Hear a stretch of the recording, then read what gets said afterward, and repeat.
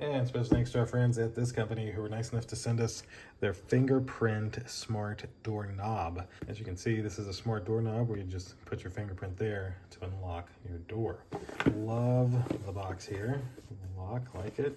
On the back, there's your sticker, and it just opens up. Like, that's just neat. So, all of your pieces, screws, the main part to the door. They include a screwdriver, that's nice. And paperwork, and that's it for the box. So, inside of this phone is the actual. So, they include a nice little set of keys here. I love these slick, slim keys. They're just so cool to me. There's a USB-C port to give it a little boost if needed, if the batteries were to die. Right there is where your fingerprint would go to unlock. And if you wanted to use that key,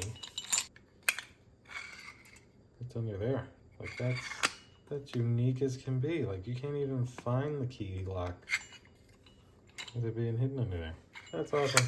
That's everything you get. You'd be able to take this apart, of course, put it on your door, and turn your dumb lock into a smart lock that you can control with your fingerprint or the app. Thanks again to this company who was nice enough to send this to me, this smart door knob. Thank you all for watching. We'll see you in the next one.